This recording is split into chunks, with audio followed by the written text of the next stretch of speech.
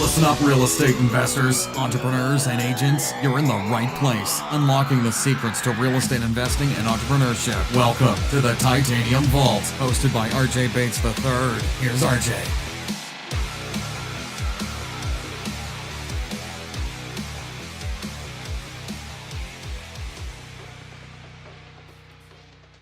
Hey guys, welcome to the Titanium Vault. I'm your host, RJ Bates. Today I'm sitting down with Greg Dickerson. Greg, how are you doing today, man?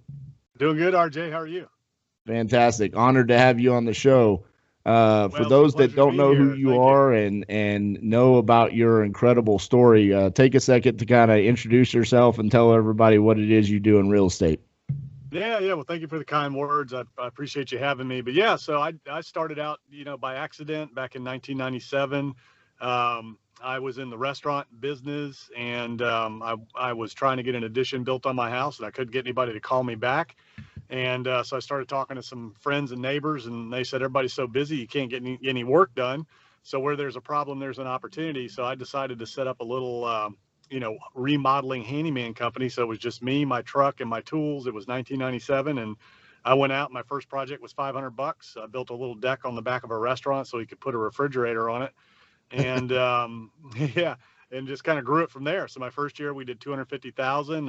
Hired my first employee to work with me in the field, and then I hired another one. Our second year we did 750,000, and then I hired an office manager, and I stepped into a supervisory role. And third year we did about $1.2 million. Fourth year we were one of the largest. Well, actually we were the largest remodeling contractors in our area. Had 20-something employees, all in-house. Had 8 or 9 trucks on the road. Every tool you could think of. And I think we did a couple of million in remodeling, which was pretty good when your average job. I mean, that was hundreds of jobs. Right. And then I got into new construction and started building spec houses. And then we, went from, 2.5 to 7.5 million to 12 million. And ultimately 7 years later, we were a $30 million company, one of the largest builders in the area. I had gotten out of remodeling, turned everybody into subcontractors, and changed my business model, and started becoming profitable, and using everything that I was making in the building company to invest in real estate and develop real estate. So that's kind of my journey along the way. The first deal I ever did out of the gate, and I'd owned houses, so I was a homeowner, but I didn't know you could like flip properties. I didn't know that, real estate was a thing, right? This was back in, 90, like I said, 97.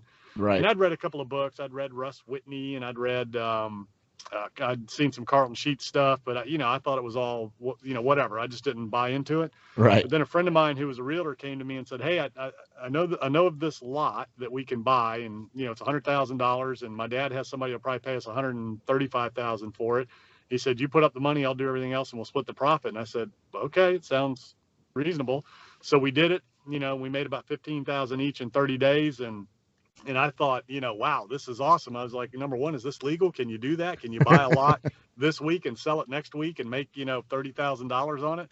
So, once I kind of figured that out and got a little taste of it, I said, wow, this is great. So off to the races. And I started, flipping lots. So my model back then as a builder would be I'd tie lots up and I'd flip them to my customers and then build them a house.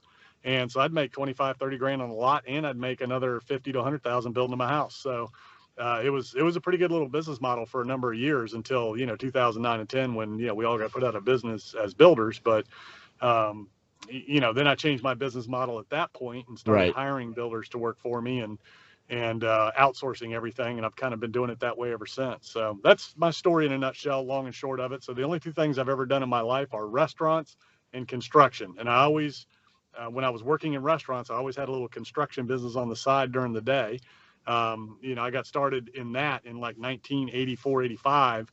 I was working in a restaurant, and this guy was building an addition on it, and he hired me to come clean up after him. And so I did, and I'm a hard worker, and he took a liking to me, and I started following him around, and he was a commercial contractor, and I started learning from him and doing different things. And then, that was while I was in high school, and then I joined the Navy right out of high school, went in the Navy, did my 4 years, got out, and then kind of worked in restaurants and construction for, 4 or 5 years until 1997, when I started that first company. And I've been self-employed ever since, doing, real estate full time. Man, that's awesome. But your your path to success is so similar to mine specifically. I love hearing that because now I can follow the rest of your path and try to achieve the same success you've had. I was also in the restaurant industry before I found my entrepreneurial journey. I just have to ask, what kind of restaurant was it? If you tell me pizza, I'm going to flip out. So that was my first job in high school, making and delivering pizzas. And Oh no, you've listened to the podcast. You're making all this up. No, I'm telling you, I've listened, but I haven't heard that part of the story. But, Yeah, man.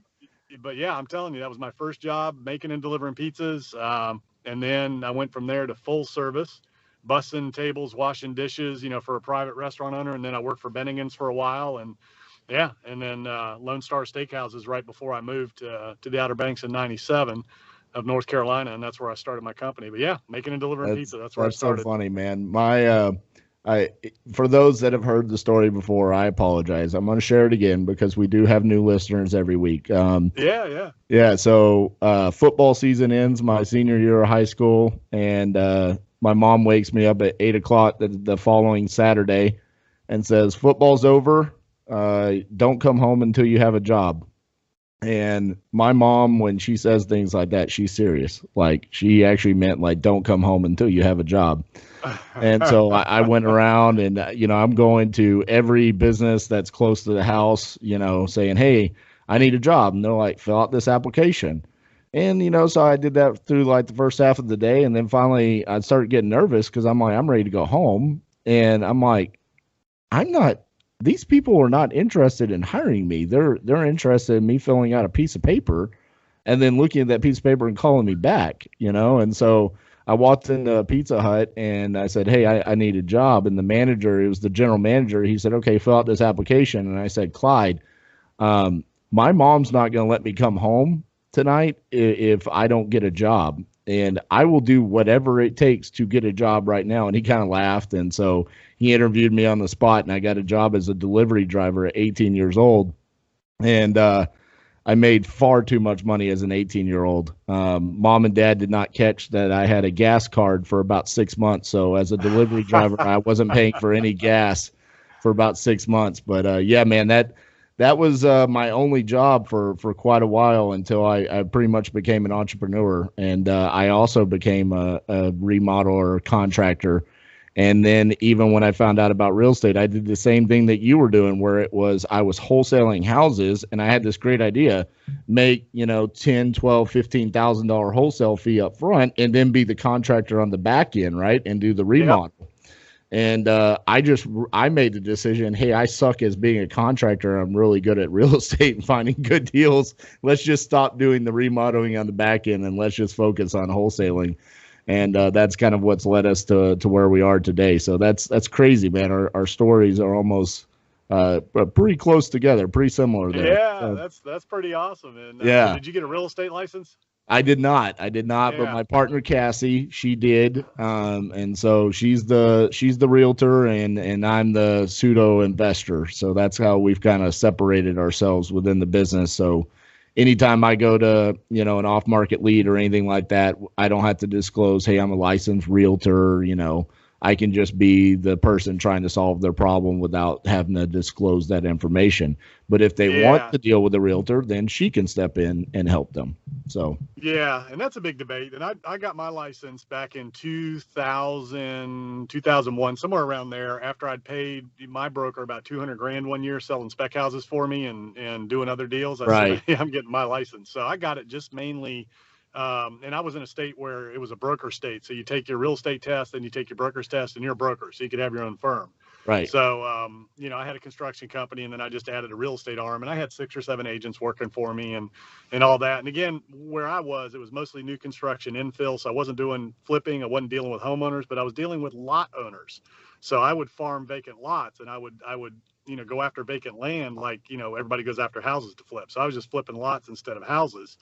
So the conversation would be just like you just said. When I called somebody up about their lot, hey, I'm a real estate broker. Your lot's worth X on the retail market, but I'm here. I can pay you cash and close in a week. And, you can get more for it if you list it. But, they know what that's like, and it's going to take longer. So those are the conversations you got to have. But, I found for me, people trusted me more because I was a builder and a realtor, had that license, versus just being somebody coming in, especially nowadays, everybody's trying to be a wholesaler, right? So you got a lot of people that aren't quite, operating above board, and Right. Owners are a little suspicious when they have, 50 pieces of mail coming in their mailbox and they call, a dozen different people, and only one calls them back. They're a little bit suspicious these days of the whole wholesaling thing. And I explained to them what's going on. It's a legitimate business, and there's people that do it right and there's people that don't. And so I've never had a problem with having a real estate license, but some people do, some don't, and it's whatever works for you. But so I know you work in multiple states. So how have you made that work? Because, have you been able to do like an equivalency test to get your license in the multiple states, or did you eventually just move away from that model and have actual realtors underneath you? So I was in one state for 14 years as a builder realtor down on the Outer Banks of North Carolina, which is a coastal area off the coast of North Carolina, kind of like Corpus Christi off of the coast of Texas. Yep. Resort rental home market. So that's where I kind of grew up in the business and did my first deals. So, and then I had some contacts in Virginia, and, Virginia is huge from North Carolina up into Northern Virginia around DC. So it does reciprocate to Virginia. So I got my license in Virginia, but that's it. That's just the two states I have a license in. And if I do anything in another state, I just use a local broker in those states to do the stuff for me. And if it's a big transaction, on the commercial side, every state has, an exclusion where, you can get a provisional license if you're doing a huge commercial transaction. Most states have something like that. So, so that's kind of how it works. I don't really do residential, like single family homes outside of my areas.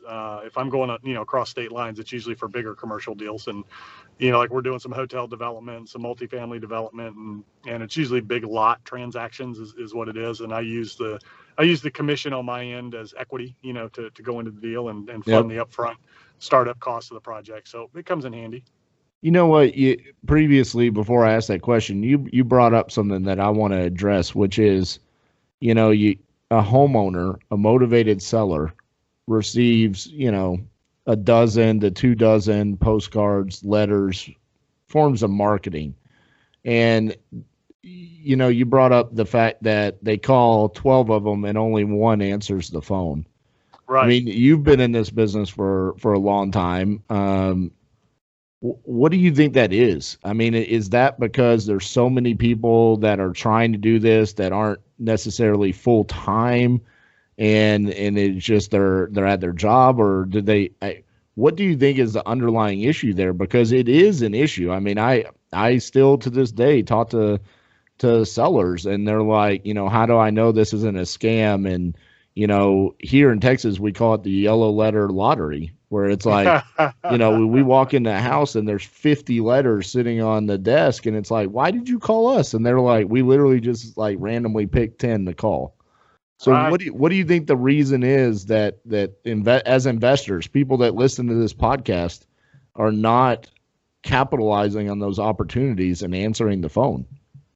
Well, it's an interesting thing. So part of it is what you said. A lot of people have full-time jobs, and, they think they can just set up a Google Voice number and that's going to be the magic bullet.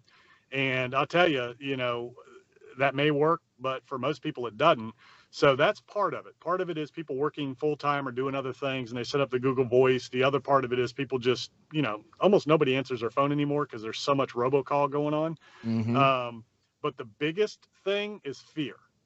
The biggest reason that investors will spend thousands of dollars marketing and not answer the phone is because they're actually afraid to talk to the sellers. They're scared. And, bandit signs are the same thing, man. I'll call bandit signs, all the time just to see, who's out there, what they're doing. They never get answered. They won't answer. I'll leave them messages. Hey, I'm a cash buyer. Do you have any deals? Mm-hmm. I'd love to network with you. I never, ever get a call back. What's crazy about that is not only are you a cash buyer, you're like one of the most ideal cash buyers because you buy lots, which are hard to sell, but it's very easy. When you send out direct mail, I mean, dude, you will get calls from everywhere that's like, I don't want to sell my house, but I do own this lot over here that got passed down to me from grandma, and I don't know what to do because I'm just paying property taxes on it. You're the guy that buys that stuff. Exactly. Or my Uncle Harry has a shopping center he wants to sell, doesn't know what Right. to do with it. Or our family has this 100 acres of land and we have no clue what to do with it.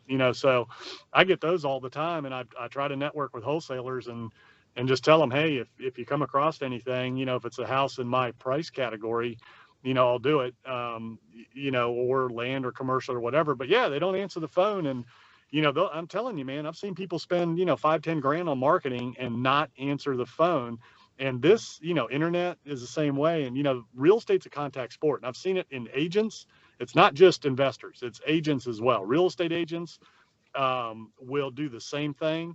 And, so will commercial real estate brokers. They'll do the exact same thing. They don't answer the phone. They won't return phone calls. And, it's just people, I don't know, some people are just afraid to talk to people, and they're afraid to talk to sellers. And, it's that resistance. It's a funny thing. Fear is a funny thing, right? Fear's a real thing. Fear will convince you that you can't do something, and it will stop you. It's like a living, breathing, real thing. And a lot of people just buy into that instead of realizing, man, it's just resistance, and it's natural resistance until you break through it and just, do that first deal or make that first phone call or talk to that first seller. And, I was very lucky. One of the other jobs. So as a kid, I'm a natural born entrepreneur, right? I used to go door to door, knocking on doors to cut people's grass, rake their leaves. No way. My first company was B&B Landscaping when I was a freshman in high school, man. Yeah, so you knock on doors, right? You see a yard that needs cutting, you stop, you knock on the doors. Hey, I'll cut your grass for $20, whatever. And so that's how we grew up, and going door to door. And then I had a job, telephone sales one time before the pizza thing, and I was calling for the Fraternal Order of Police. And I thought they were a legitimate organization, and I think they were. But so I grew up in the world of cold calling and door knocking. And so I'm not afraid to talk to people, and I enjoy it. And I don't know what it is. People get afraid to talk to sellers. They're just afraid. And some people are upset, but if you're doing outbound marketing, or inbound marketing, I should say, and you're mailing and you're doing internet leads and things like that, man, it's those people are calling you. They're reaching out, and it's speed to lead. It's just like real estate. 90%, 95% of the customers will do business with the first realtor that they come in contact with. And it's the same daggone thing. People will spend thousands of dollars on Zillow, generating and buying Zillow leads, and they will not answer the phone, and they won't call those people back. It's amazing. Yep. And you know what? You and I were both chatting about before the interview about Don Costa, and I had the privilege of interviewing him yesterday for Titanium Tuesdays. And Don said in 2018, he did 197 deals. 40% of his business came from follow-ups. Right. And to think about that, I mean, that is unbelievable. I mean, think about how different his business would have been if he was just not following up with leads and talking to people like you're talking about. I get direct mail all the time from different properties that we own. And, I just got a couple of letters on a sixplex that I own here in Dallas. And we just finished remodeling it, and we're waiting on some inspections, and then we're going to get it occupied. And I'm not in love with this sixplex. This is not something that I bought with the intentions of owning forever. And so I get a couple of letters, and I'm thinking to myself, I'm going to call them and tell them the status. The status is it's completely remodeled. It's going to pass inspections. We'll have tenants in place. I want $300,000 for this, and it will rent for $4,500 a month. That's a pretty good deal, right? Yeah. So I call, and one of them doesn't answer, never calls me back. The other one does answer.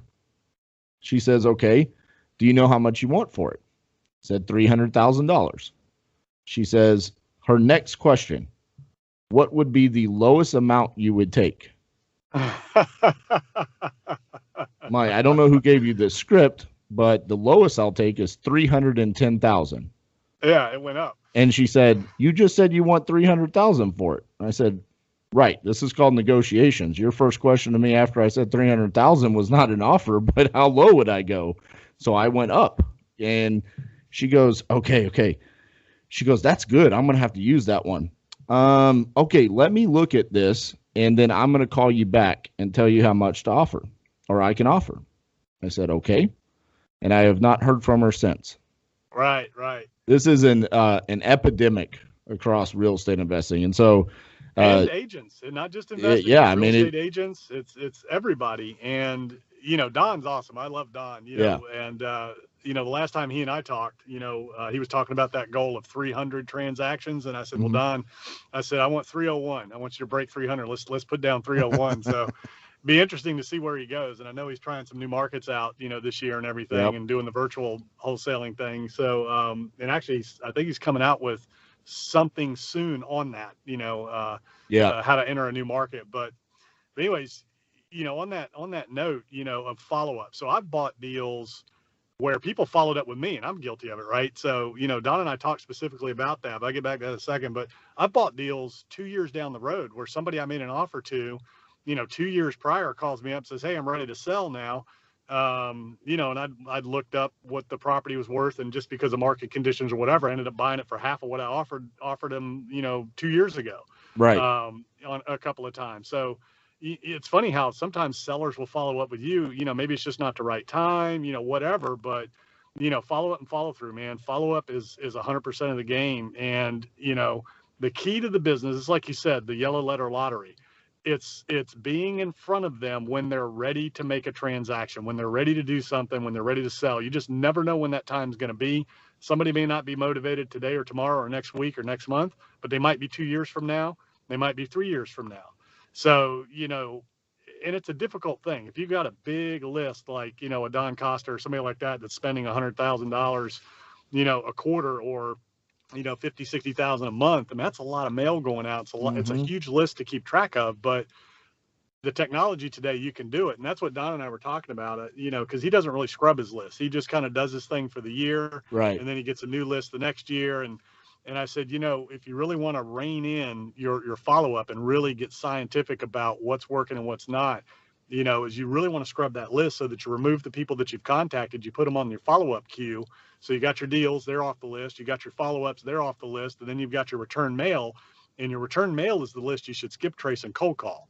That's hugely effective because, a lot of those people have moved or changed their address. Whatever happens, they're not going to get that mail. But if you call them, that usually indicates they've left the property, which could be a vacant property. And you and I know the gold in this business are vacant properties. Yeah, no, I was going to say return mail is the gold. I mean, right.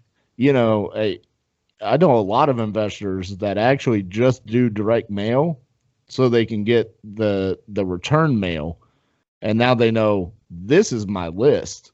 Like whatever I get over here, 5, 6, 10 deals. Okay, that's bonus. But now I know who's really motivated. Because like you said, something's happened.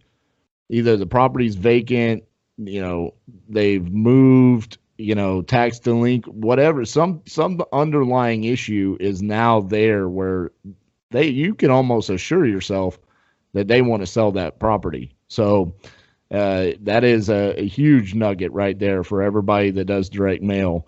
Because honestly, man, when you sit in rooms with investors and you ask them, what do you do with your return mail? A lot of times people aren't doing anything with it. Yeah, they throw it in the trash. They don't even Right. take They're it like, off their oh, list, okay, well, that's not going to work. Throw it in the trash. No, you're throwing your gold in the trash. So don't do that. Well, I appreciate you kind of rabbit trailing there and talking about marketing, but I want to dive into, because you've been a contractor yourself. You've been doing development for all these years. I know you have some huge tips for investors that are either doing developments or flips themselves on how to handle contractors and handle the paying and the managing of contractors. So I kind of want to open that up to you and kind of let you take the reins on, for those that are consider themselves investors, but maybe not great on the contracting side of things. What are some tips that you have for how you can better control that process? Yeah, absolutely. And, before we transition to that, all that stuff we talked about on marketing, by the way, works on every asset class. It works on residential, it works on land, it works on commercial, multifamily, every single asset class, the same principles apply. A little different on the commercial and the bigger deals, a little different marketing piece, but they're all the same principles. So anyways, that works for everything. But yeah. Right. So the first thing about contractors is, you and I have been one, right? So we know we've been in those shoes. Right. Is understanding, where they're coming from and what they're dealing with, right? So it's very difficult right now for them to get labor. Materials aren't perfect. There's a lot of moving parts out there, but the biggest thing is you got to have a clearly defined scope of work. Now, this goes in your business or in your contractor's business. So we're all a team, right? So I take that organization and I flip it upside down. So the owner, the CEO usually has that pyramid where he's at top, and then he's got a project manager, an office manager, and sales assistants, and all the way down to everybody who's in the field at the bottom, right? I've always flipped that pyramid upside down, where my job is to serve everybody else in the organization. I have to give them what they need to be successful. That is my sole purpose in life, is to keep people busy and give them what they need to succeed. So what that means is I've got to provide clear direction in no uncertain terms, exactly what I expect and when, and then I've got to measure that performance and hold people accountable. That's my job as a leader. I'm at the bottom of that pile.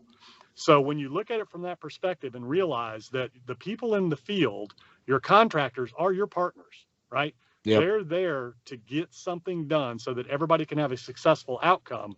So when you think of terms of, I've got to give them everything they need to succeed and help them be more profitable in their business as well, everybody wins.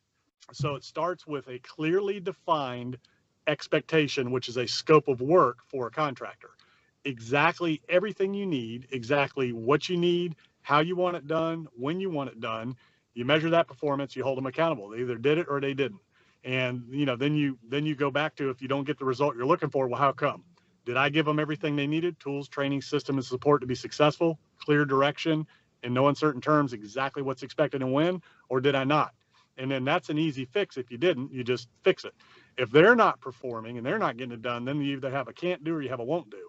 And if you got a won't do, you get rid of them. If you got a can't do, then you retrain them, redirect them, and you help them be successful and help figure out what's going on. But so a clearly defined scope of work. The other thing is, most areas, most contractors, or most investors, you're kind of doing the same thing over and over.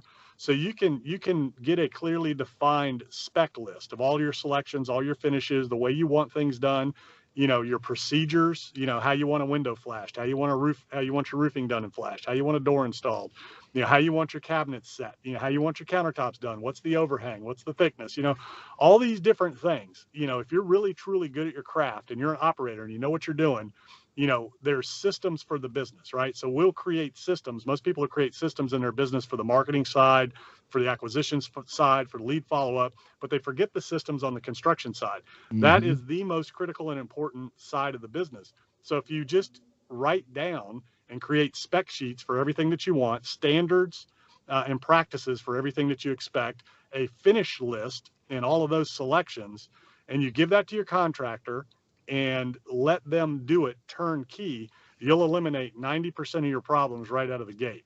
So that's what it starts with, is just a clear, defined scope of work, priced out by the line item so that everybody knows exactly what everything costs. You do a what's called a GMP contract, guaranteed maximum price contract from your contractor. We're pros, they're pros. We know what things are going to cost. There's no ambiguity in the business unless you're gutting something and you find something in the wall. Pretty much everything can be nailed down to a fixed price cost, every single line item. So you just get real detailed. You just make a list, you line item everything out, you put a number to it, everybody agrees on it, and then you don't pay them till they're done. You never pay a contractor up front for anything. If they're a good contractor, they should be able to get, have an account or a credit card to get the materials to get started. And I will pay somebody if they're starting out until we develop a relationship. If it's new, a lot of people say, well, I don't know anybody, they don't know me, they're not going to do something without me paying them. I say, look, pay them the day they're done, pay them at the end of the day, as long as they're complete. Do not pay for work that's not complete, because you've got no leverage, even over good contractors. They could be great contractors, you could be good friends, but if they don't have something holding them accountable to finish that task, they're going to put it on the back burner and go for what the next big payday is, right? So I don't do deposits. You got to finish the job, but I will pay you as soon as you're done. And if it's somebody new, you can pay them on a daily basis. Typically I pay every week, and just make sure the work is done and it's inspected and everybody signs off on it, and you're good to go. So those are the two biggest things to eliminate problems with contractors. So let's talk about the payment schedule there. Are you paying a weekly percentage, or are you paying on, okay, they completed drywall, and paint. So now I will pay you for drywall and paint. Yeah, so I do everything turnkey, so everything has a line item. So Okay. most of my jobs, on the bigger ones, they may only have one or two draws because I've got good relationships with, some guys that can carry the job pretty far. So typically they'll submit a draw for what they've completed. The roofing's done, the painting's done, the cabinets are in, the drywall's done, those types of things. If it's a small job and it's just a cosmetic, they just bill me when they're done. If it's a new construction house, then it's typically, milestones. You have your site work and your foundation and your framing, multiple floors of framing, roofing, siding, windows, doors. So there's a, same kind of thing there where as each line item is complete, we'll pay for that. Mechanicals are a little different because you have a rough in and a trim out. So typically most guys will bill 60% on the rough in, 40% on the trim out, those types of things. And then when you're in commercial projects, big projects like I've got a couple of $25 million hotel projects, those contractors are billing monthly on a percentage of completion of the job, which is agreed to by the architects. They approve the payments and agreed to by the lenders. So that's a different animal altogether in terms of how those are released. And like I said, there's a different layer of accountability there with the accountants. The other thing that's really important that I do, especially if it's a newer contractor, is I get lien waivers from everybody. Okay. Yep. So when I hire my general contractor, I get a lien waiver from him before I give him a check saying that he's agreed to be paid and he's paid all of his suppliers and vendors. So he's certifying that everybody else is paid. And I tell him, look, go get lien waivers from your people so that, nobody can claim, anything. So lien waivers are very important. And then of course, the final thing is insurance. You want to make sure that your contractor has the proper workman's comp and general liability. A lot of people, let the general liability thing pass, but you got to understand how things work. If your contractor doesn't have general liability, they're going to come after you next because you're the property owner. And if you don't have the right kind of insurance on that property, you can end up getting yourself in trouble. And depending on how you're holding that asset, if you're holding it in your company, they can come after your company. So I always set up each individual project in an LLC separately, so that they're not, that there's nothing else that can be attached to that LLC. Now, if you're doing a bunch of single family homes, you can't really do that, but you can have an LLC that just holds the property and Right. that's all it does, and doesn't affect cash flow in other areas. And if you're wholesaling, that doesn't really matter anyway. So it's just, contract transactional business. So anyways, that's how I deal with that. Yeah, and all those are really good tips, especially on the asset protection side of things. And going back to the payment, the structure that we have adopted here at Titanium is contractors have to submit. It's similar to what Don does. So if you've listened to the Flip Talk podcast, it's similar to that. But they have to provide an invoice to us saying, okay, this is completed. And every different branch has a different day. It's either Monday, Tuesday, or Wednesday. So let's just say by Monday morning, we have to have the invoice that says we've completed roof, drywall, paint, and we need, $12,000. Okay, we now go inspect that. Okay, it's done. Their check is ready for pickup that Friday, and they cannot get the check until they sign a lien waiver. So when they come to pick up the check, sign the lien waiver, we now have a paid invoice, lien waiver, they get their check, and it's done. If you've ever, borrowed money from private money lenders or hard money lenders that don't release, they escrow the rehab. That's also why we do that, because a lot of times those lenders will not release those payments until they see a paid invoice and a lien release. And so all those things, that's just kind of like learning from people that are smarter than you. If a hard money lender will not release the money without those items, there's probably a good reason for that. So you should adopt that within your own business as well, even if you're not using hard money. And so those are kind of just the little things that we've done.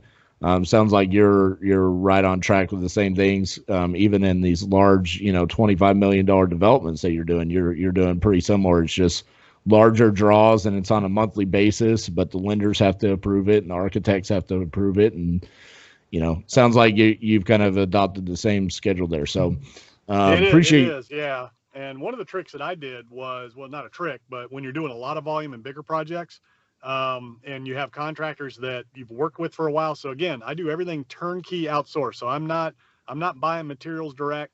I'm not going to Home Depot. I'm not paying lumber yards. I let all my contractors supply all of the materials. I give them what I want and they go get it. They buy it.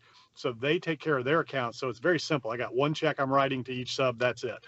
I'm not paying vendors and this and that and, fronting them materials. But mine would be you turn your bill in by this Friday complete so that we have all next week to inspect it. You get paid the following Friday, but you got to be done by this Friday or the weekend. I'd let them go, over the weekend if somebody wants to work the weekend. But that's how we did it. So it's kind of similar. You were just going Monday to Friday. We were going this week to next week. So right. Same kind of thing.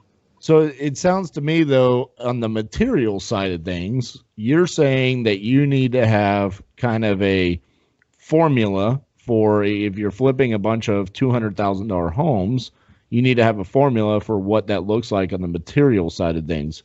What about the people that are listening to this and saying, but I want to play HGTV and I want to pick out all the pretty tile and the granite and make each house individual and pretty? Are you saying to scale, you have to not adopt that and you have to have kind of a system that you go to and have all your materials kind of templated out? Yeah, if you want to scale and automate and your goal is volume, absolutely. You got to do the same thing in every house. That's really the only real way to do it. Now you can develop packages. So, I've done that as well, where I've had different packages, so you can have a couple of different things.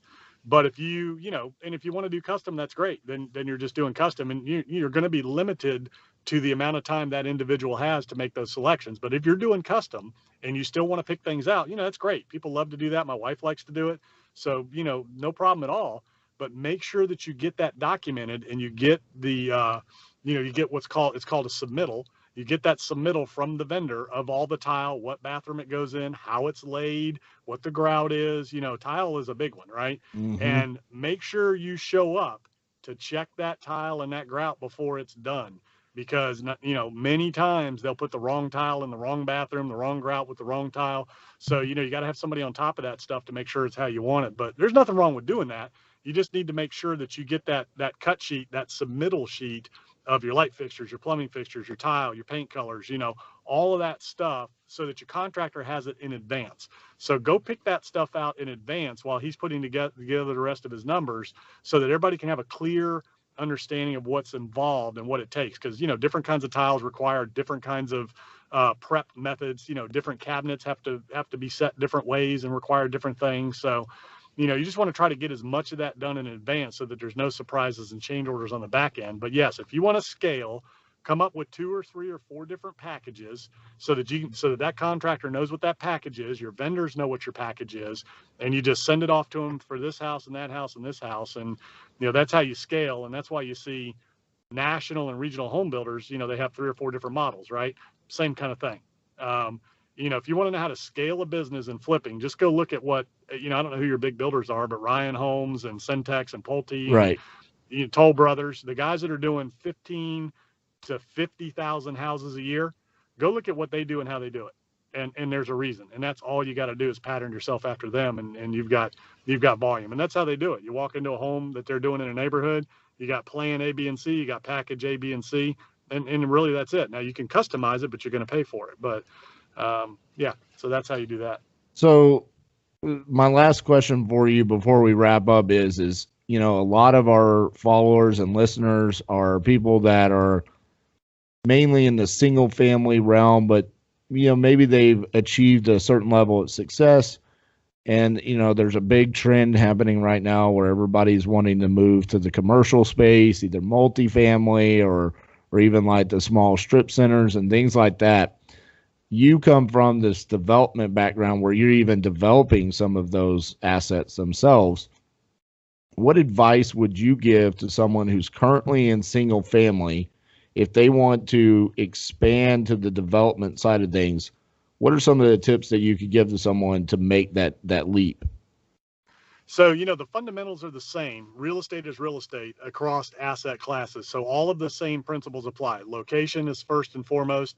Income is the second thing. When you get into commercial properties, mostly they're valued on the income. There are some rare instances where the location outweighs the The income, if you're in Dallas, Fort Worth, and you're downtown, that land's going to be a lot more expensive than if you're in the suburbs and, some sort of a regional center, outside of the downtown area. So fundamentals are important. You need to educate yourself because there's different kinds of assets. There's different classes of the different kinds of assets, and there's different, cap rates that things trade at. There's different, nuances and tricks of the trade that you need to know on the commercial side, and just things in general. But all the fundamentals are the same. You just got to get educated, and you got to be patient. On the commercial side, things take longer. The deals are bigger. If it's a development deal, it's going to take longer to get it out of the pipeline. If it's an existing asset, then you just got to decide on what you're looking for. Are you buying income, or you're buying value add? I know in multifamily, you have like a sponsor that could come on and help you. Is there a similar type a way to structure a deal on the development side of things where you can have a pseudo sponsor or co-signer or a mentor that can you can maybe bring the lot or the deal itself, and instead of wholesaling it or selling it, you could be a part attached to the back end equity side of things? Is that common in development, or is that kind of just strictly for the multifamily space? No, you can do the exact same thing in development. You can syndicate that. And so if you're just starting out scratch and you want to get into it and you don't have anything other than a desire, then you're going to need something. You got to bring something to the table. So if you've got cash that you want to invest, you want to get involved in a development deal, then you can seek those out.